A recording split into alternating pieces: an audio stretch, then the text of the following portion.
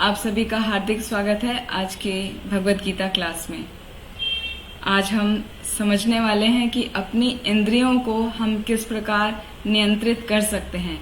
इंद्रियों का दमन करके इंद्रियों को नियमित करना सही तरीका है या इंद्रियों को कहीं और लगाकर इंद्रियों का दमन करना सही तरीका है। तो कौन सा सही तरीका है जिससे इंद्रियों का कंट्रोल या इंद्रियों का दमन किया जा सके, तो वो आज के सत्र में हम सीखेंगे।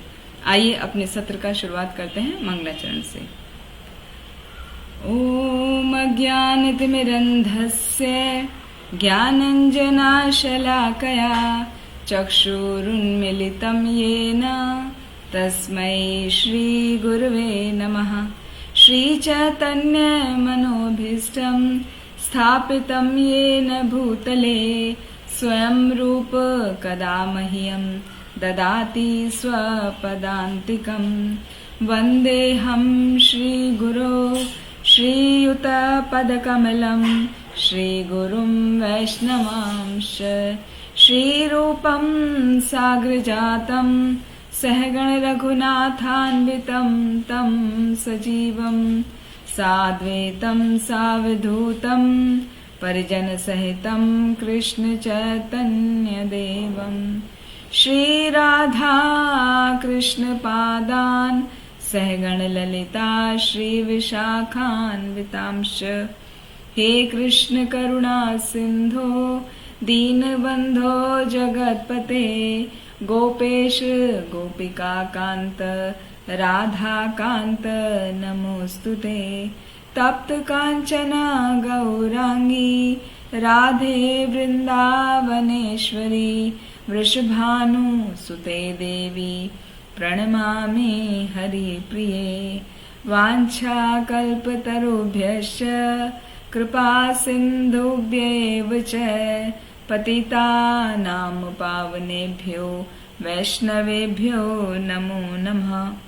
गुरुवे गौरचन्द्राय राधिकाय तदालये कृष्णाय कृष्ण भक्ताय तद्भक्ताय नमो नमः।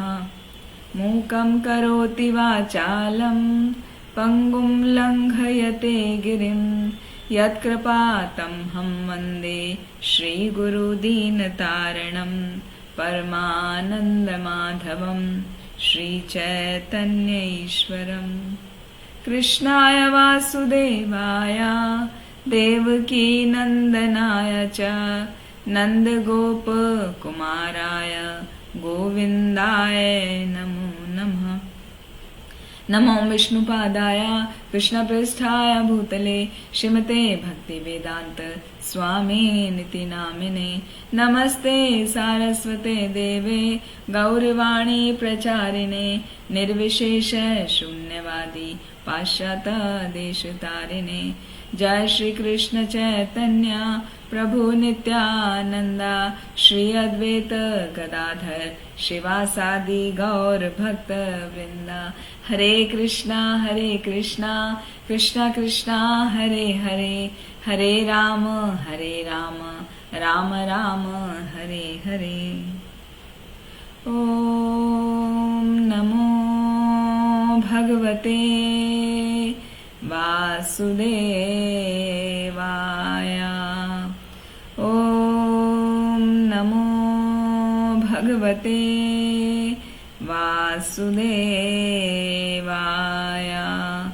ओम नमो भगवते वासुदेवाय। हरे कृष्णा। एक बार फिर आप सभी का हार्दिक स्वागत है आज की भगवत गीता सीरीज में। हमारा द्वितीय अध्याय चल रहा है। द्वितीय अध्याय का श्लोक संख्या 58 से 63 तक एक सेक्शन है जिसमें ये समझाया गया है। अर्जुन का जो क्वेश्चन था कि हाउ टू सिट, उसका क्वेश्चन था श्लोक संख्या 54 में 54 में, स्थित प्रज्ञ से का भाषा समाधिस्तस्य केशवा स्थित धी किम प्रभाषेता किम आसीत व्रजेत किम। वहां पर अर्जुन ने भगवान श्री कृष्ण से 4 प्रश्न पूछे थे कि स्थित प्रज्ञा व्यक्ति जिसकी चेतना स्थिर है, जो दिव्य चेतना वाला है, उसके क्या लक्षण होते हैं, वो क्या भाषा बोलता है, वो किस प्रकार बैठता है और किस प्रकार चलता है। तो पिछली बार उसके लक्षण हमने कंप्लीट कर लिए थे और उसकी क्या भाषा है वो कंप्लीट कर ली थी, मतलब वो किस प्रकार बोलता है।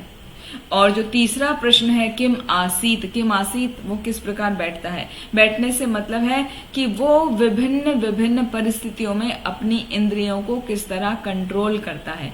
बैठने का मतलब बैठना नहीं है, साधारण बैठना नहीं है। बैठने का मतलब है किस प्रकार वो अपनी इंद्रियों का संयमन या नियमन करता है। तो उसका श्लोक संख्या 58 हमने पिछली बार कर लिया था, एक बार रिवाइज कर लेते हैं उसमें हमने क्या देखा था। तो 58 श्लोक से लेके 63 तक पूरा है हाउ टू सिट और how to control the senses. तो पिछली बार जो 58 श्लोक का था वो था यदा संहरते चायम कूर्मो अंगानीव सर्वशः इंद्रियाणि इंद्रियार्थेभ्य तस्य प्रज्ञा प्रतिष्ठितः। मतलब कि जिस प्रकार एक कछुआ जब कोई खतरा देखता है, उसको अनुभव होता है, तो वो क्या करता है, अपनी सभी इंद्रियों को अपने शैल के अंदर सिमेट लेता है, वो सिकुड़ जाता है और जब आवश्यकता होती है तभी वो बाहर निकालता है। इसी प्रकार जो व्यक्ति अपनी इंद्रियों को उसी प्रकार कंट्रोल करता है कि जब उस इंद्रिय का इस्तेमाल करना है, जब उस इंद्रिय का यूज करना है तो भी वो उसको यूज करेगा, सही यूज करेगा, अन्यथा वो उस इंद्रिय का प्रयोग नहीं करेगा। तो जो व्यक्ति ऐसा करता है वो उसको कहा गया है कि उसकी प्रज्ञा, उसकी जो चेतना है वो स्थिर है। प्रतिष्ठिता मतलब स्थिर है। किस में स्थिर है? वो भगवान में स्थिर है, कृष्ण भावनामृत में स्थिर है। तो इसके पिछली बार एग्जाम्पल दिए थे कि इंद्रियां कैसी होती हैं, वो विषैले सर्प के समान होती हैं। जिस प्रकार सर्प डसता है तो अपना विषैला जहर जो वेनम होता है वो उसमें डाल देता है, जिसको भी वो काटता है, जिसको भी वो डसता है, और वो व्यक्ति मर जाता है। तो एक सपेरा क्या करता है, जो चार्मर होता है सपेरा, वो उस सर्प को पकड़ के, जो जहरीला सर्प है उसको पकड़ के उसके दांत तोड़ देता है। तो उसके दांत में जो है पॉकेट होती है, पॉइजनस पॉकेट होती है, जिससे वो सर्प जब दंश मारता है, अपने दांतों को चुभोता है, हाँ काटता है, तो वो पॉकेट से वो जहर निकल के उस जगह प्रवेश कर जाता है, मतलब उस व्यक्ति के शरीर में प्रवेश कर जाता है और वो व्यक्ति मर जाता है। तो चार्मर क्या करता है, उसके दांत ही तोड़ देता है। तो दांत तोड़ने से उसका जो विष है, जो उसकी ग्लैंड होती है, वो भी निकल जाती है और सर्प वो साधारण बन जाता है।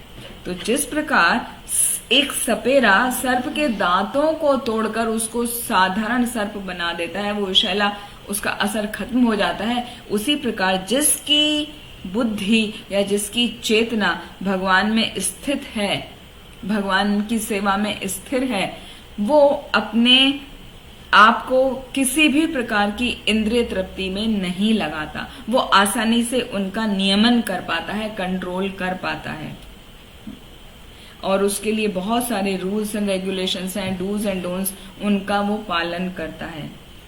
तो सेंस कंट्रोल को कहा गया है कि जो सेंस कंट्रोल यानी जिसकी प्रज्ञा स्थिर है, हाँ, तो वो व्यक्ति योगी कहलाता है। और योगी व्यक्ति वो अपने सभी इंद्रियों को अपने प्लान के अनुसार वो कंट्रोल कर पाता है, जैसी उसकी इच्छा उसके अनुसार कंट्रोल कर देता है।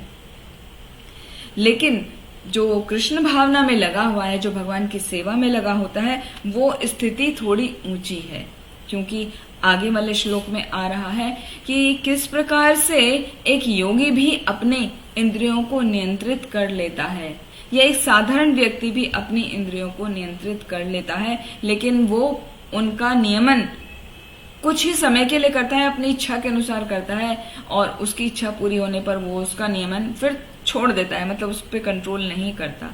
तो वो अगले श्लोक में समझाया गया है। तो आइए हम इस श्लोक को रिसाइट करते हैं। श्लोक संख्या 59।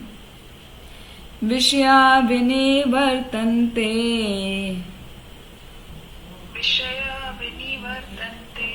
निराहारस्य देहिनः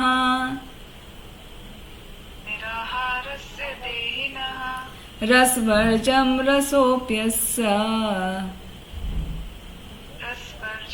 रसोऽप्यस्य परम दृष्ट्वा निवर्तते। परं दृष्ट्वा निवर्तते। वेरी गुड बेटा। तो यहाँ पर बताया है विषया विनिर्वर्तन्ते। विषय मतलब जो हमारी सेंसेस को ग्रेटिफाई करने वाली चीजें हैं, objects to satisfy the senses, वो चीजों से विनिर्वर्तन्ते, वो दूर रहता है, दूर रहने का अभ्यास करता है। निराहारस्य देहिना, वो जो जीव है, जो मनुष्य है, वो अपनी सभी इंद्रियों को कंट्रोल करता है। किस प्रकार? उनका जो विषय है उनसे वो दूर रहता है। जैसे आंखों का विषय है कोई वस्तु को देखना, तो जो सुंदर आकर्षक वस्तु है उनसे वो उनकी तरफ नहीं देखता, वो अवॉइड करता है उनकी तरफ देखना। या कुछ बहुत अच्छा सुनने में आ रहा है म्यूजिक, तो उसको वो सुनना अवॉइड करता है। फिल्मी सॉन्ग जैसे वो सुनना अवॉइड करता है। तो इस तरह से वो अपनी इंद्रियों को रोकता है। फिर अगले पार्ट में क्या कहा गया है श्लोक के? रस वर्जम रसोप्यस्य परम दृष्ट्वा निवर्तते। लेकिन वो अपनी इंद्रियों को यदि वो कंट्रोल करता भी है तो वो इंद्रियां तो कंट्रोल हो जाती हैं, लेकिन जो इंद्रियों को भोगने की इच्छा है वो कभी खत्म नहीं होती, वो हमेशा बनी रहती है। तो वो किस प्रकार खत्म होगी? रस वर्जम, जो इच्छा है, हाँ, वो रसोप्यस्य, हाँ, परम परम परम मतलब जो उत्तम है, उत्तम रस का अनुभव करने पर वो जो लोअर रस है उसका वो आभास उसको कम हो जाता है, उसको छूट जाता है। कहने का मतलब ये हुआ कि जब हम उत्तम रस का अनुभव करते हैं तो लोअर रस का करने का इच्छा नहीं होती, उसमें हमें कोई टेस्ट नहीं आता। फॉर एग्जाम्पल, एक बच्चे को, या आप अपने बारे में सभी सोच सकते हैं, आपकी फेवरेट आइसक्रीम कोई है, तो वो फेवरेट आइसक्रीम यदि आपको मिल रही है और एक साधारण आपको स्वीट मिल रही है, सपोज शीरा मिल रहा है, हाँ, हलवा मिल रहा है, या कैंडी मिली खाने को, जैसे बच्चे खाते हैं ना, स्मॉल कैंडीज होती हैं, यदि उसको आइसक्रीम मिले और कैंडी मिले तो वो कैंडी को तुरंत छोड़ देगा यदि उसको आइसक्रीम मिलेगी, वो भी उसके फेवरेट फ्लेवर वाली। या कोई और एग्जाम्पल देखें कि आपको कहीं जाना है बाहर, आपका मन है स्विट्जरलैंड घूमने का और आपको अभी इतना पैसा नहीं है कुछ, तो आपको नैनीताल तक जाने का ही आपका टिकट है, उतना ही पैसा आपके पास है कि आप ज्यादा से ज्यादा नैनीताल जा सकते हैं। या और भी कोई गरीब व्यक्ति है तो उसके पास उतना भी पैसा नहीं है, वो खाली एक पास के वाटर रिसोर्ट में जा सकता है। तो जो व्यक्ति वाटर रिसोर्ट में जा सकता है वो जाके वहां पे एंजॉय कर रहा है, तो बार बार वहां जाकर वो एंजॉय कर रहा है वाटर पूल में। लेकिन यदि जैसी उसकी इच्छा है कि उसको स्विट्जरलैंड जाने को मिल जाए, कोई उसके पास बहुत सारा धन आ जाए, लॉटरी लग जाए, या कोई उसको स्पॉन्सर कर दे, तो क्या करेगा? फिर वो वहां पर जाएगा। परम दृष्ट्वा निवर्तते, जो उत्तम रस का अनुभव वो करना चाह रहा है वो उसको मिल जाएगा, तो उसका फिर और छोटे मोटे वाटर रिसोर्ट जाने की इच्छा नहीं करेगी। तो ये होता है कि परम रस पाने से वो लोअर जिसमें आनंद आ रहा है वो आसानी से छूट जाता है। तो यहीं पर सेकंड लाइन में समझाया गया है, रसवर्जम रसोप्यस्य परम दृष्ट्वा निवर्तते, कि उत्तम रस का अनुभव करने पर ऐसे इंद्रिय भोग के जो कार्य हैं उनको बंद कर सकता है आसानी से, और वो फिर भक्ति में स्थिर हो जाता है। तो जब तक कोई अध्यात्म के रस को प्राप्त नहीं कर लेता तब तक इंद्रियों को नियमित कर पाना, इंद्रियों को अलग कर पाना उनके विषयों से असंभव है, पॉसिबल ही नहीं है। यदि कोई रूल्स रेगुलेशंस को फॉलो करता है कि मुझे ये करना है, ये नहीं करना, वो करना है, वो नहीं करना, इस तरह की बातें जब वो फॉलो करता है तो क्या होता है, वो उसको कुछ समय तक फॉलो कर पाएगा, लेकिन जैसे ही उसका उस लिमिटेशन निकलेगा ना, वो तुरंत रूल्स को ब्रेक कर देगा। जैसे फॉर एग्जाम्पल एक रोगी मनुष्य है ना, कोई बीमार है बहुत, सपोज डायबिटीज, बहुत लोगों को है तो वो समझ सकते हैं। तो डायबिटीज में क्या, मीठा खाने को मना किया जाता है। तो जब तक उसकी डायबिटीज हाई है मतलब उसको बहुत ज्यादा उससे तकलीफ हो रही है, तो डॉक्टर ने बोला आपको मीठा बिल्कुल नहीं खाना। तो वो मीठे को तब तक कंट्रोल करेगा जब तक उसका जो लेवल है शुगर का वो नॉर्मल नहीं आ जाता। और जैसे ही नॉर्मल आ जाएगा वो क्या करेगा, वापस से खाना शुरू कर देगा। उसको अपने ऊपर कोई कंट्रोल नहीं होगा। या किसी को जॉन्डिस हुआ है, जॉन्डिस में क्या खाली शुगर ही खाने को बोला जाता है, शुगर और शुगर केन जूस या नारियल पानी, बाकी सब खाने को मना किया जाता है। ऑयली स्पाइसी चीजों को मना किया जाता है। तो वो तभी तक कंट्रोल रख पाएगा रोगी जिसको जॉन्डिस हुआ है, जब तक वो ठीक नहीं हो जाता। जैसे ही वो ठीक हो जाता है उसका रोग, वो सबसे पहले अपनी चटपटी चीजों का ही आस्वादन करना चाहेगा।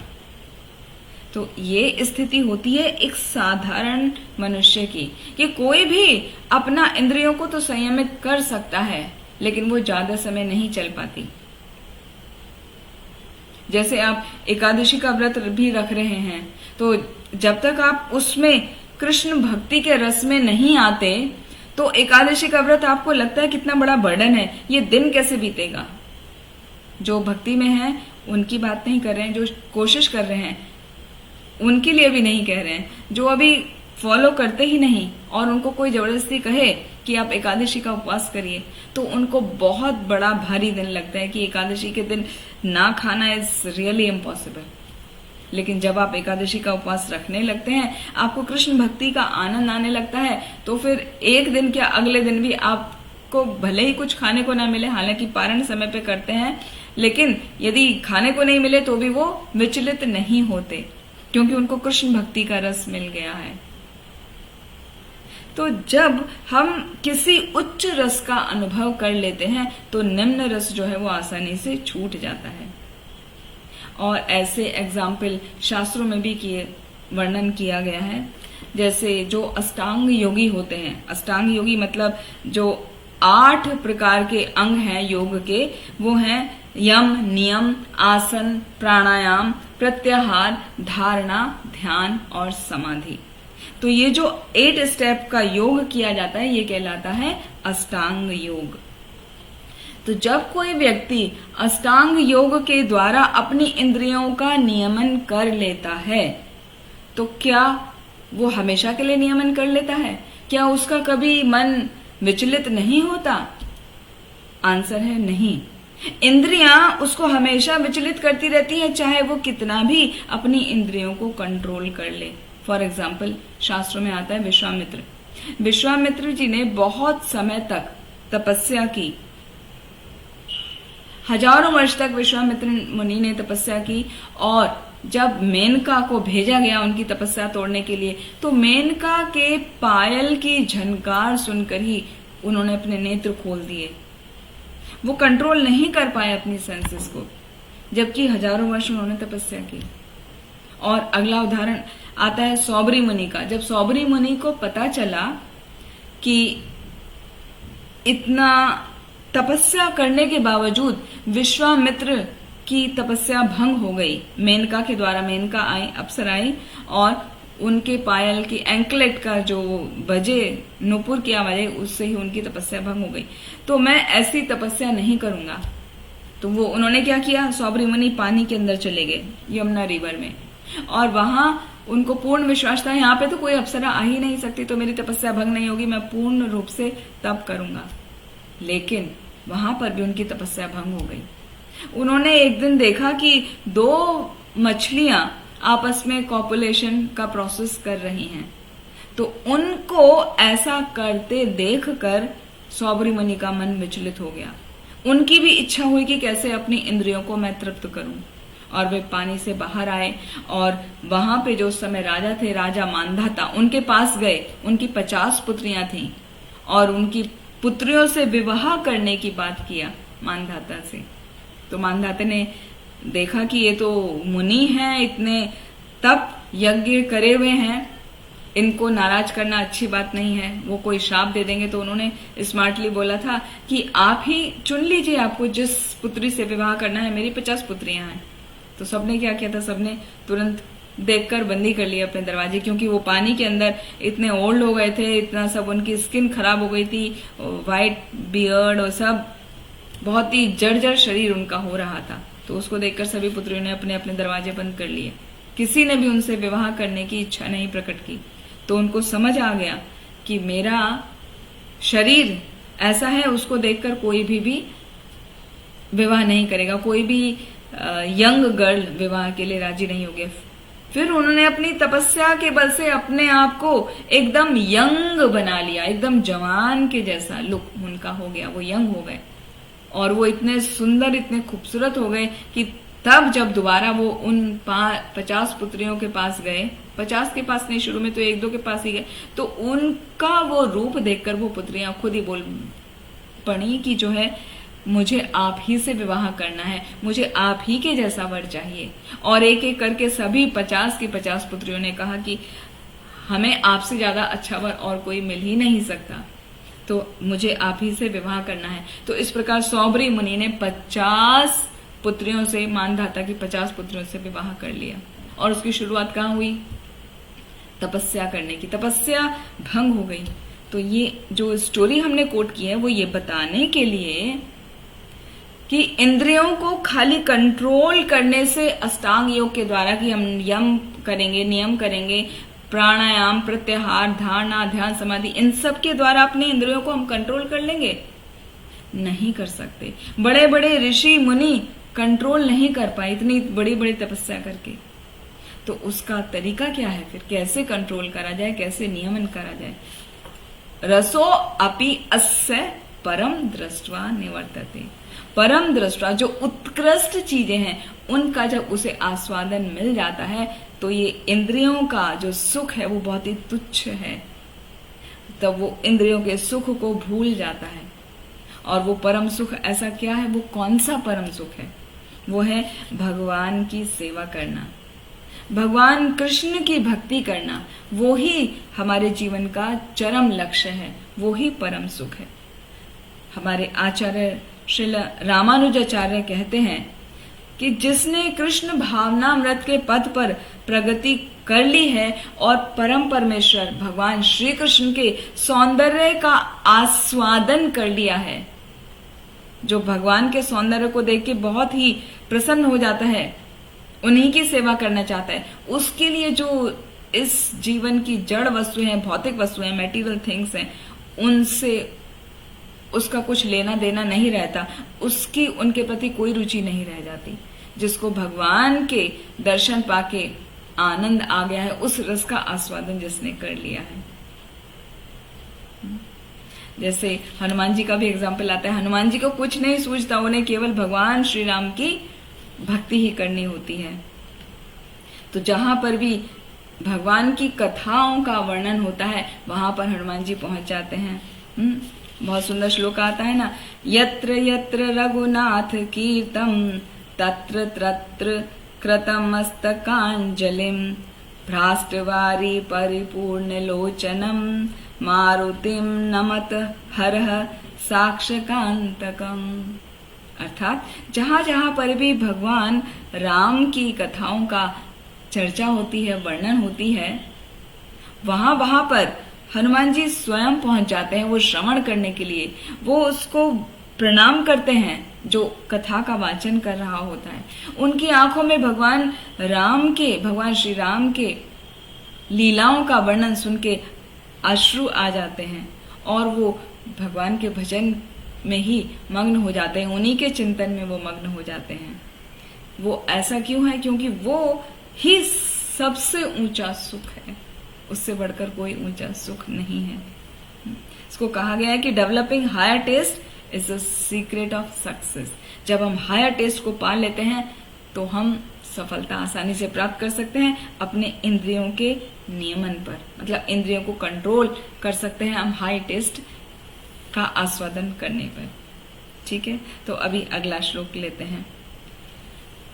नेक्स्ट माता जी, यततो ह्यपि कौन्तेय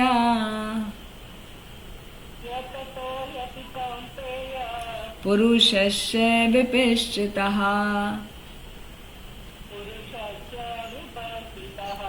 इंद्रियाणि प्रमाथीनि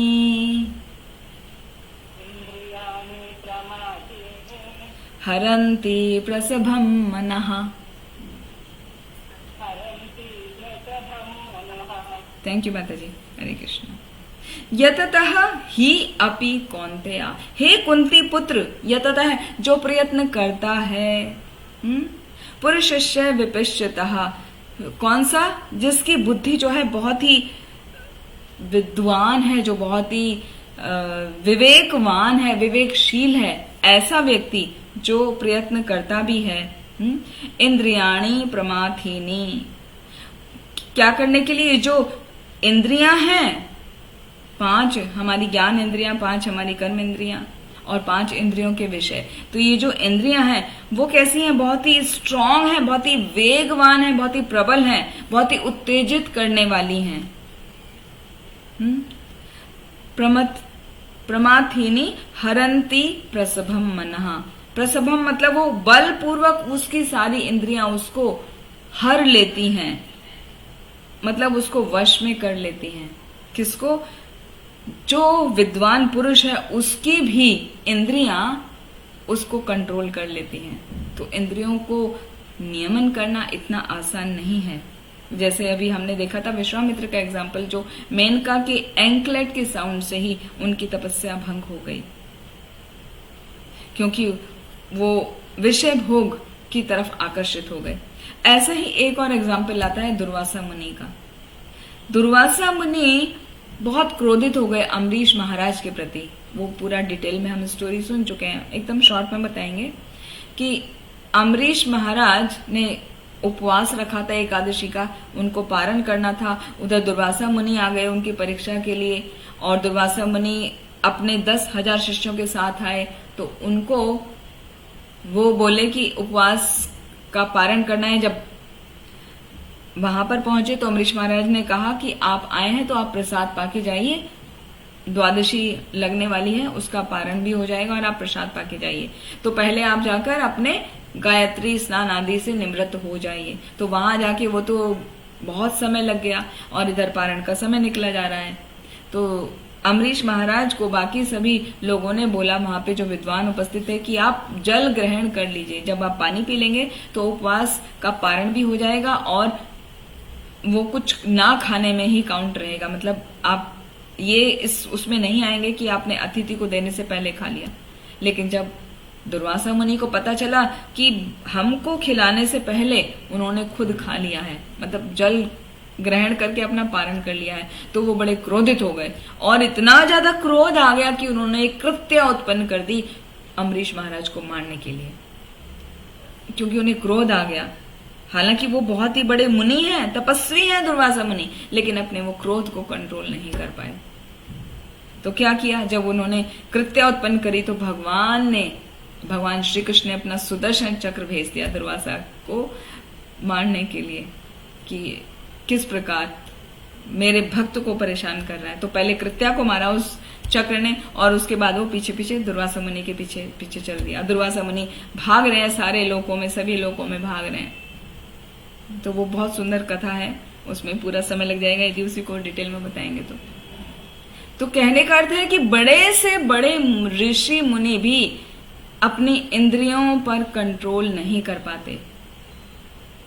काम, क्रोध, लोभ, मोह, मद, मत्सर्य इनके वशीभूत हो जाते हैं। लेकिन शास्त्रों में कुछ अच्छे एग्जाम्पल भी हैं जिन्होंने अपनी इंद्रियों का नियमन किया, जैसे अम्बरीश महाराज, जैसे यमुनाचार्य। तो उन्होंने अपनी सभी इंद्रियों का नियंत्रण किया। जैसे यमुनाचार्य ने बहुत सुंदर तरीके से नियंत्रण किया। उन्होंने श्लोक गाया है, यद्वदिमम चेतः कृष्ण पदारविंदे नव नव रसधाम मन्योद्यतम रंतुमासीत तद्वदिबत नारी संगमे स्मर्यमाने भवति मुख विकारः सुष्ठु निष्ठि मौनम च। इसका क्या अर्थ है? बहुत सुंदर श्लोक है जो यमुनाचार्य ने गाया है कि जब मेरा मन भगवान कृष्ण की चरणों की सेवा में लग गया, तब मेरा मन जो है तब से नित्य नित्य नए नए दिव्य दिव्य रसों का अनुभव कर रहा है। और जब से मैं भगवान कृष्ण की सेवा का नया नया रस का अनुभव कर रहा हूं, तब से जो स्त्री प्रसंग का विचार है, पुरुष स्त्री का जो संबंध होता है, उसके बारे में यदि मुझे ध्यान भी आता है, मन में ख्याल भी आ जाता है, तो मैं क्या करता हूं, ऐसे विचार पे थू थू करता हूं। यमुनाचार्य तो गृहस्थ थे, उनको पता है ना कि वो सब क्या होता है, पारिवारिक किस तरह से जीवन होता है।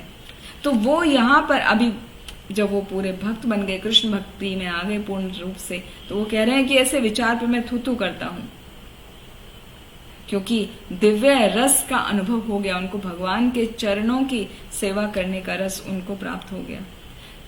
तो भगवान के चरणों की जो सेवा है वो कृष्ण भावनामृत में पूर्ण रूप से सिखाई जाती है कि वो किस प्रकार करनी है। और जब वो की जाती है तो हमारी जो मेटीरियल डिजायर्स होती हैं वो अपने आप खत्म हो जाती हैं।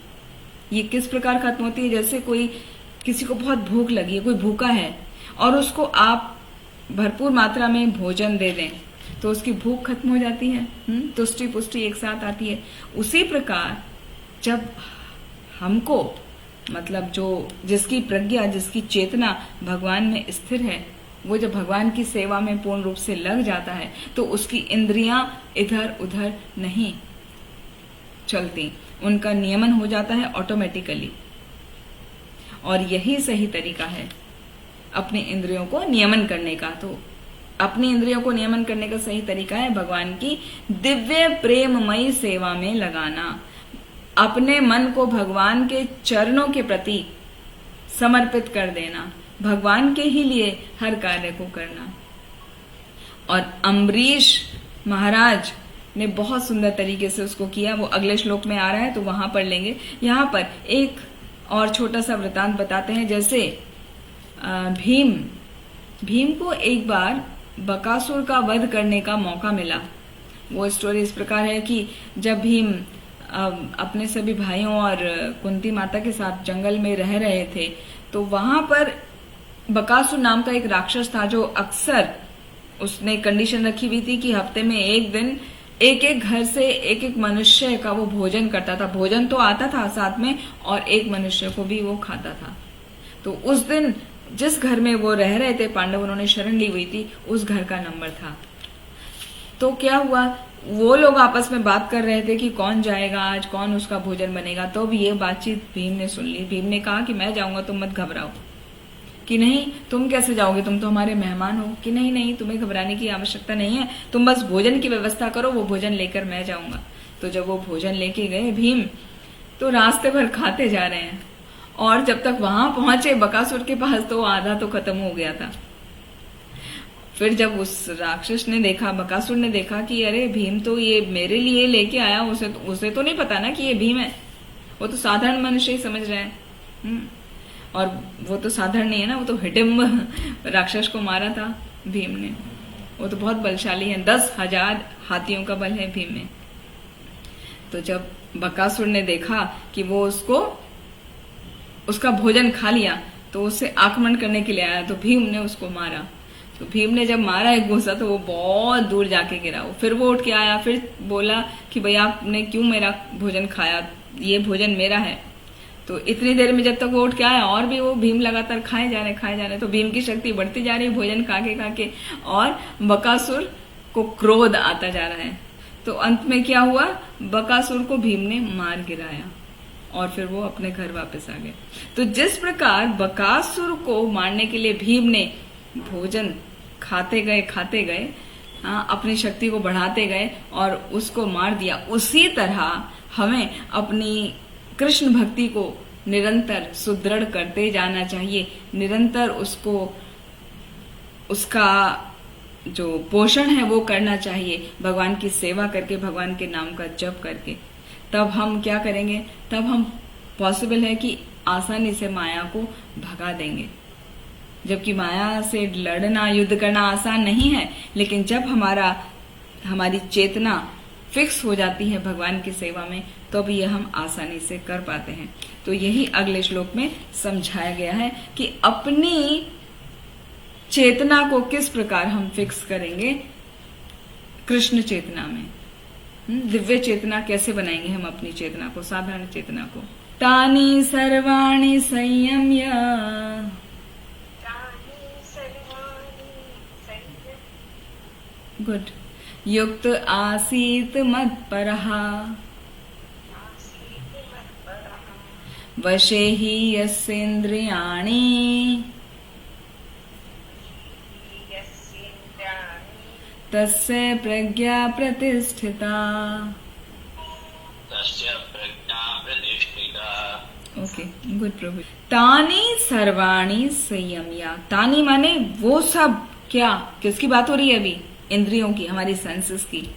तो तानी सर्वाणी वो सब, संयम्या उन सब इंद्रियों को वश में करके, युक्त आसीत मत्परहा, युक्त माने जो जोड़ लेता है, किससे? हाँ, स्थित हो जाता है जोड़ के, मत्परहा मुझ में। मत्परहा वर्ड आया है भगवान के लिए, कि जिसकी जो अपनी इंद्रियों को फिक्स कर लेता है कृष्णा कॉन्शियसनेस में, भगवान कृष्ण में। मत्परहा वशे ही यस्येन्द्रियाणि, उसकी इंद्रियां जो हैं पूरी तरह इस प्रकार वश में हो जाती हैं, और तस्य प्रज्ञा प्रतिष्ठिता, इस प्रकार उसकी जो प्रज्ञा है, जो उसकी चेतना है, पूर्ण रूप से स्थिर हो जाती है। किस प्रकार? जो अपनी सभी इंद्रियों को आसीत मत्परहा मुझ में लगा देता है। भगवान ये कह रहे हैं ना, भगवान श्री कृष्ण ये श्लोक का बता रहे हैं अर्जुन को। तो जब कोई अपनी सभी इंद्रियों को भगवान की सेवा में लगा रहता है, तो उसकी बुद्धि, उसकी चेतना कैसी हो जाती है? स्थिर हो जाती है, वो दिव्य चेतना वाला हो जाता है। तो sense control is possible only by devotion to Lord Krishna. जब हम भगवान कृष्ण की प्रेममयी सेवा करते हैं, तभी हम अपनी इंद्रियों को कंट्रोल कर पाते हैं, वरना इंद्रियां इतनी बलवान है, इतनी वेगवान है, यदि कोई इनको कंट्रोल करने की कोशिश भी करता है, तो उसकी जो इच्छा है ना, इंद्रिय भोग करने की इच्छा, वो खत्म नहीं होती। खाली इंद्रियां कुछ समय के लिए आप नियमन कर पाते हैं, जैसा हमने अभी पिछले श्लोक में एक्सप्लेन किया। तो वर्ड टू वर्ड मीनिंग में बताया है यहाँ पर, जो इंद्रियों को पूर्णतया वश में रखते हुए इंद्रिय का संयमन करता है और अपनी चेतना मुझ में स्थिर कर देता है, वह मनुष्य स्थिर बुद्धि वाला कहलाता है। तो यहाँ पर स्थिर बुद्धि का एग्जाम्पल शास्त्रों में बताया गया है, जैसे अम्बरीश महाराज। अम्बरीश महाराज का भी हमने एग्जाम्पल देखा ना, दुर्वासा मुनि के साथ कथा सुनी शॉर्ट में। तो वो क्यों इस प्रकार कर पाए? वो ऐसा, उनके अंदर क्या तेज था कि वो मुनि के सामने बहुत ज्यादा बढ़ चढ़ के हो गए, और दुर्वासा मुनि उनके सामने फीके पड़ गए। दुर्वासा मुनि ने जो कृत्या निकाली, भगवान उससे अम्बरीश की रक्षा करने के लिए उन्होंने अपना चक्र छोड़ दिया, जबकि कृत्या दुर्वासा मुनि ने भेजी थी जिससे अम्बरीश महाराज को मारा जा सके। तो तुरंत भगवान ने उधर से अपना सुदर्शन चक्र भेज दिया, जिससे कृत्या का नाश हो गया, कृत्या मर गई, और अभी वो सुदर्शन चक्र पड़ गया दुर्वासा मुनि के पीछे। तो ऐसा क्या था अम्बरीश महाराज में, जो भगवान स्वयं अपने चक्र के द्वारा उनकी रक्षा करने आ गए? जबकि अम्बरीश महाराज तो एक गृहस्थ थे, क्षत्रिय थे, एक राजा थे। राजा हमेशा अपने सभी राज्य के कर्मचारियों से, मंत्रियों से, इन लोगों से घिरा होता है, और राज कार्य के जो कार्य होते हैं, राजपाट के जो कार्य होते हैं, उनमें व्यस्त रहता है। तो ऐसा क्या हो गया कि भगवान स्वयं रक्षा करने आ गए? उसका कारण था कि जो राजा हैं, वो ना तो कोई योगी हैं दुर्वासा मुनि के जैसे, उनकी एक विशिष्ट योग्यता थी। वो क्या थे? वो थे भगवान कृष्ण के भक्त, शुद्ध भक्त। और शुद्ध भक्त भी ऐसे जिन्होंने अपने सभी इंद्रियों का प्रयोग भगवान की सेवा में किया हुआ था। वो अपने अन्य कार्य करते थे, लेकिन अपनी सभी इंद्रियों को भगवान में लगा के रखते थे। तो कैसे लगाया, उसका वर्णन आता है श्रीमद् भागवतम के 9वें स्कंद के 4थे अध्याय में, श्लोक संख्या 18 से लेके 20 तक। श्रीमद् भगवद गीता में भी इसका वर्णन किया गया है। सैवै मनः कृष्ण पदारविन्दयोर् मंचांसि वैकुंठ गुणानुवर्णने करो हरेर्मन्दिर मार्जनादिषु श्रुति चकार अच्युत सत्कथोदये मुकुन्द आलिङ्गय दर्शने दृशो तद्भृत्य गात्र स्पर्शे अंग संगमम् घ्राणं च तत्पाद सरोज सौरभे श्रीमत्तुलस्या रसनां तदार्पिते पादो हरेर्क्षेत्र पदानुसर्पणे शिरो ऋषिकेश पदाभिवन्दने कामं च दास्ये न तु काम काम्यया यथो उत्तम श्लोक जनाश्रया रतिः। कितने सुंदर श्लोक हैं। अब इसको वर्ड टू वर्ड समझ के चलते हैं कि ऐसा उन्होंने अपने अंदर कौन सा गुण विकसित कर लिया था जो भगवान स्वयं उनकी रक्षा के लिए आ गए। सुदर्शन चक्र को उन्होंने भेज दिया। सा वै मनः कृष्ण पदारविंदयो। सबसे पहले उन्होंने अपने मन को भगवान के चरण कमलों में स्थिर कर दिया। मतलब मन को इधर उधर नहीं विचरण करने की छूट दी। मन जो है वो भगवान के चरणों पर पूर्ण रूप से स्थिर कर दिया कि भगवान की सेवा करें, भगवान के ही चिंतन करें।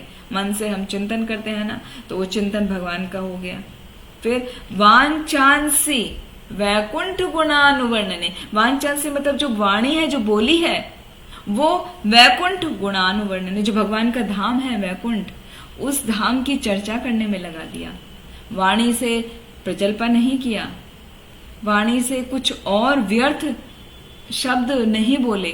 जो भगवान की धाम है, विभिन्न धाम, वैकुंठ धाम, उनकी चर्चाओं में लगा दिया। करो हरे मंदिर मार्जनादिशु। करे मतलब हाथ, हाथों से भगवान के मंदिर का मार्जन करने में लगा दिया। मार्जन मतलब साफ सफाई, भगवान के मंदिर की साफ सफाई करने में लगाया हाथों को। श्रुति चकार अच्युत कथोदय। जो कान है उनका उपयोग किया भगवान की कथाओं को सुनने में। जहां भगवान की कथाएं होती थी उनका श्रवण करने में कानों का उन्होंने इस्तेमाल किया। मुकुंद आलिंगय दर्शने दृशो। जो आइज है उनका उपयोग किया भगवान के अर्चा विग्रह का दर्शन लेने में। तद भृत्य गात्र स्पर्शे अंग संगमम। जो उनका शरीर है, जो इंद्रियां हैं, उससे क्या कार्य किया? भक्तों का शरीर का स्पर्श करने में और भक्तों की सेवा करने में अपने आप को लगाया। घ्राणम च तद पाद सरोज सौरभे। अपने घ्राण मतलब अपनी नोज का, नोस्ट्रल्स का यूज किया। तद पाद भगवान के चरणों पे सौरभ, सरोज सौरभ है, जो फूल चढ़ाए जाते हैं उन फूलों को सूंघने में। श्रीमद तुलस्या रसनाम तदर्पिते। और जो रसना है, रसना कहते हैं जिह्वा को, जिह्वा का प्रयोग किया। जो भगवान का प्रसाद तुलसी दल के साथ ऑफर किया जाता है, तो वो तुलसी दल के साथ वो प्रसाद को ग्रहण करने में उन्होंने अपनी जिह्वा का प्रयोग किया। फिर पादो हरेर क्षेत्र पदानुसर्पणे। जो पैर हैं उनका उपयोग किया भगवान के जो क्षेत्र हैं यानी तीर्थ स्थल हैं वहां पर जाने के लिए, उनका परिक्रमा करने के लिए, भगवान के मंदिर की परिक्रमा करने के लिए, भगवान के तीर्थ स्थलों का दर्शन करने के लिए और तीर्थ स्थलों की परिक्रमा करने के लिए अपने पैरों को लगा दिया उन्होंने। शिरो ऋषिकेश पदाभिवंदने। अपने सिर को ऋषिकेश भगवान श्री कृष्ण के चरणों में झुकाने के लिए और उनकी वंदना करने में लगा दिया। कामम च दास्ये न तु काम काम्या। तो इस प्रकार अपनी हर इच्छा, काम मतलब इच्छा, अपनी सभी इच्छाओं को भगवान की इच्छा पूरी करने में लगा दिया। तो भगवान की इच्छा कैसे पूरी होगी वो हमें शास्त्रों से पता चलता है। तो इसीलिए उन्होंने श्रवण किया कानों से। जो भगवान की कथाएं हैं उनमें सब वर्णन आता है कि भगवान की क्या इच्छा है, भगवान क्या वस्त्र पहनते हैं, भगवान को क्या खाना अच्छा लगता है, भगवान को किस तरह की एक्टिविटीज अच्छी लगती हैं। तो वो सब इच्छाओं को, अपनी इच्छाओं को उन्होंने भगवान की इच्छाओं को पूरा करने में लगा दिया। यथो उत्तम श्लोक जनाश्रया रति ही। इस प्रकार वो जो उत्तम श्लोक है, उत्तम श्लोक नाम है भगवान श्री कृष्ण का, उनको उत्तम श्लोक भी कहा जाता है, उनका नाम है एक। तो उनकी सेवाओं को करने में, उनके दिव्य गुणों को सेवा करने में उन्होंने अपने आप को लगा दिया। इस प्रकार वो पूरे मत पर भक्त बन गए। जो यहाँ पर वर्ण आया है ना, युक्त आसीत मत पर, श्लोका में देखिए इसका सेकंड पार्ट में। हर श्लोका जो है 4 पार्ट में होता है। तानि सर्वाणि संयम्या फर्स्ट पार्ट, युक्त आसीत मत पर सेकंड पार्ट। ऐसे ही सेकंड लाइन में वशे ही यस्य इंद्रियाणि थर्ड पार्ट, तस्य प्रज्ञा प्रतिष्ठिता फोर्थ पार्ट। तो अपनी सभी इंद्रियों को जो मुझ में लगा देता है, वो क्या करता है, उसकी प्रज्ञा जो है वो, उसकी चेतना स्थिर हो जाती है। तो यहां पर अम्बरीश महाराज ने अपनी सभी इंद्रियों को भगवान की सेवा में इस प्रकार लगा दिया। और केवल अम्बरीश महाराज ही नहीं, जैसे इससे पहले हमने देखा एग्जाम्पल यमुनाचार्य का, उन्होंने भी अपनी सभी इंद्रियों को सेवा में लगा दिया। साथ ही श्री बलदेव विद्याभूषण, उन्होंने भी अपनी इंद्रियों का प्रयोग भगवान की सेवा में लगाया। वो हमारे आचार्य हैं, उन्होंने इस भगवत गीता का पूरा टिप्पणी दिया है, इस पर टीका लिखा है।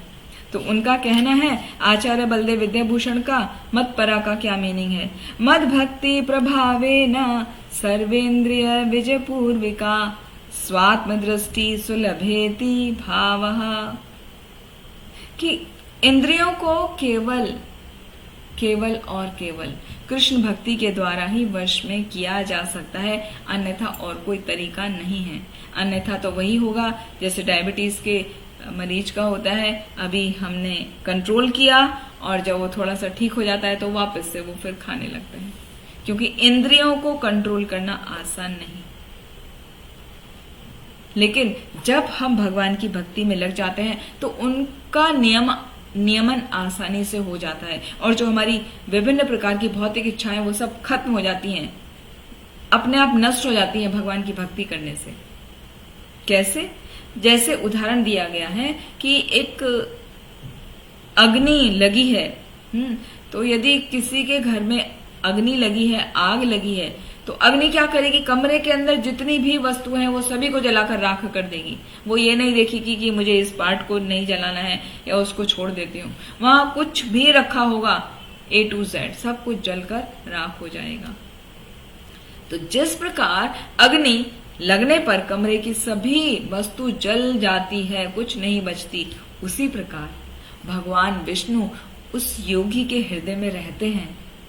जो योगी अपने हृदय को भगवान के चरणों में स्थिर कर दिया है, तो भगवान उसके हृदय में रहते हैं। योगी नाम हृदयेषु वा, भगवान एक योगी के हृदय में रहते हैं। तो योगी के हृदय में रहने से क्या होता है, जो उसके भौतिक इच्छाएं हैं, भौतिक इच्छाओं को यहाँ पर बोला गया भौतिक मल, तो भौतिक इच्छाओं को सभी प्रकार से वो अग्नि, भगवान जो हृदय में बैठे हैं वो जलाकर समाप्त कर देते हैं। जिस प्रकार कमरे में रखी हुई वस्तु अग्नि लगने पर सब प्रकार से जल जाती है, उसी प्रकार योगी के हृदय में स्थित भगवान उसके भौतिक इच्छाओं को समाप्त कर देते हैं, जला देते हैं। उसमें किसी प्रकार का कोई मल, किसी प्रकार की कोई मैटीरियल डिजायर नहीं रहती। और योगी का अर्थ यहां पर यह समझना चाहिए, ऐसा नहीं जो जटाजूटधारी हैं या विभिन्न प्रकार से के इम्पर्सनलिस्ट हैं या अलग अलग चीजों को फॉलो करते हैं, हाँ, आसन प्राणायाम इत्यादि करके, वो योगी नहीं। योगी का अर्थ है जो भगवान में अपनी चेतना को पूर्ण रूप से लगा दिया है।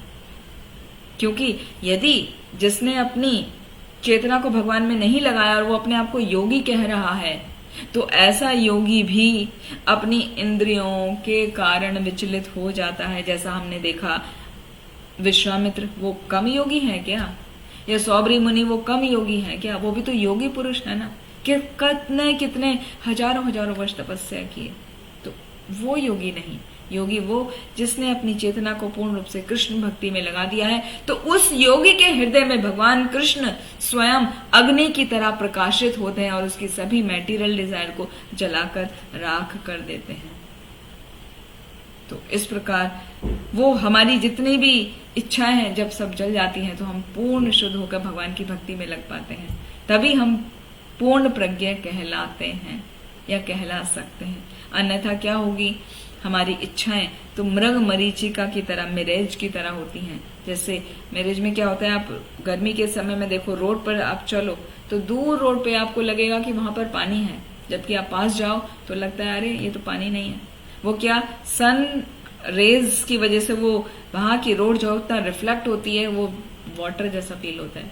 या मरुस्थल में, रेगिस्तान में क्या होता है, चारों तरफ रेत ही रेत होता है, लेकिन रेत पर जब वो सनलाइट, ब्राइट सनलाइट पड़ती है तो वहां का रिफ्लेक्शन इस प्रकार आता है, दूर से देखने से ऐसे लगता है कि वहां पर पानी है। तो जो राहगीर होता है वहां पर आता है कि वहां पानी है, शायद मुझे थोड़ी राहत मिलेगी गर्मी से, वहां पानी पी लूंगा, थोड़ा विश्राम कर लूंगा। लेकिन जब नजदीक आता है तो देखता है वो वहां तो पानी नहीं है, सिर्फ रेत ही रहते। ये कहलाती मृग मरीचिका या मिराज। तो जो अपनी इंद्रियों को भगवान में लगाए बिना कंट्रोल करने की कोशिश करता है, वो केवल मृग मरीचिका का ही रिजल्ट पाता है। मतलब वो उनको कंट्रोल नहीं कर पाता, उसको सक्सेस नहीं मिल पाती। यदि अपनी इंद्रियों को कंट्रोल करना है तो उसका मात्र तरीका है भगवान की भक्ति करना। और भगवान की भक्ति करना कोई मुश्किल काम नहीं है। उसके लिए भगवान के नाम का कीर्तन करना है, भगवान की कथाओं का श्रवण करना है, भगवान को भोग लगा के प्रसाद पाना है, स्वाध्याय करना है, जो श्रवण कर रहे हैं उसको खुद भी पढ़ना है। अभी जैसे बुक डिस्ट्रीब्यूशन का मंथ शुरू होने वाला है, अभी दिसंबर मंथ, उसमें बुक डिस्ट्रीब्यूशन होता है, तो बुक डिस्ट्रीब्यूशन करिए। भगवान के जो तीर्थ स्थल है वहां पर जाइए। जैसे अभी हमने अमरीश महाराज के उदाहरण से समझा कि किस प्रकार अपनी इंद्रियों को हम भगवान की सेवा में लगा सकते हैं। तो इन सब तरीकों से हम भक्ति योग में लग सकते हैं, भगवान की सेवा में लग सकते हैं। और उसके लिए प्रथम चरण है, मतलब फर्स्ट स्टेप है एसोसिएशन ऑफ डिवोटीज। जब हम डिवोटीज का एसोसिएशन करते हैं तो उनके संग में ही रह के हमारे हृदय में श्रद्धा जागती है। श्रद्धा से फिर हम आगे बढ़ते हैं, आदो श्रद्धा, ये 9 स्टेप में हम भक्ति में लगते हैं। आदो श्रद्धा, ततः साधु संग, अथ अनर्थ निवृत्ति। थर्ड है भजन क्रिया। साधु संग, पहले हम साधु संग करते हैं, श्रद्धा होती है, फिर साधु संग करते हैं, साधु संग करके फिर हम भजन क्रिया में लगते हैं। भजन क्रिया मतलब भगवान के नाम का जप करना, और श्रवण करना, स्वाध्याय करना, प्रसाद खाना, वो सब भजन क्रिया। एक रूल और रेगुलेशन जो है उनका पालन करना। तो भजन क्रिया करते करते क्या होगा, जो हमारे अनर्थ हैं उन सब की निवृत्ति हो जाती है। जो मद, मोह, लोभ, काम, क्रोध, ये इन सब से हम दूर होते चले जाते हैं, क्योंकि हमारा मन शांत हो जाता है। हमें पता चल जाता है कि हमारे जीवन का लक्ष्य भगवान की ही सेवा करना है, क्योंकि उसमें दिव्य आनंद मिलता है। जब आप वो दिव्य आनंद का रस अनुभव करने लगते हैं तो बाकी सब आनंद बहुत फीके पड़ जाते हैं। यही हमारे जीवन का उद्देश्य है। तो हमें भगवान की भक्ति करने के लिए डिवोटीज का एसोसिएशन करना चाहिए। और ये जैसे भगवत गीता की क्लास हर बुधवार को होती है, तो आप उसमें उपस्थित रहिए। बाई चांस आप नहीं अटेंड कर पाते हैं तो आप फिर ऑनलाइन, वो यूट्यूब में आ जाता है, उसको सुनिए, श्रवण करिए, उन बातों को अपने जीवन में लागू करने का प्रयास कीजिए, तभी हमारा जीवन सफल हो सकता है। वरना हम देख रहे हैं बड़े बड़े ऋषि मुनि भी इंद्रियों के पीछे सफल नहीं हो पाए, कंट्रोल नहीं कर पाए, तो हम तो बहुत साधारण हैं। तो यही योग का असली उद्देश्य है, इंद्रियों का नियमन करना, भगवान की सेवा में लगना।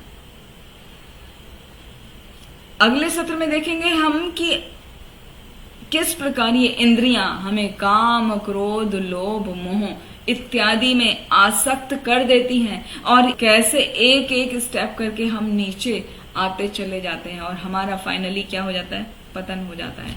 तो वो अगले सत्र में समझेंगे कि वो कौन से स्टेप हैं, कि इंद्रियां कंट्रोल ना करने से क्या क्या होता है। हर चीज एक दूसरे से रिलेटेड है, कुछ भी एकदम अचानक नहीं होता है। तो उसको यदि हम समझ जाएंगे, वो प्रोसेस क्या है, वो कैसे होती है, तो हम बहुत सुंदर तरीके से अपने इंद्रियों को कंट्रोल करना सीख सकेंगे। ठीक है, तो आशा है आप सभी अगले सत्र में भी उपस्थित रहेंगे। आप सभी का बहुत बहुत धन्यवाद। ग्रंथराज श्रीमद् भगवद गीता की जय, श्रील प्रभुपाद की जय। वाञ्छा कल्पतरुभ्यश्च कृपा सिन्धुभ्येव च पतितानां पावनेभ्यो वैष्णवेभ्यो नमो नमः। हरे कृष्ण।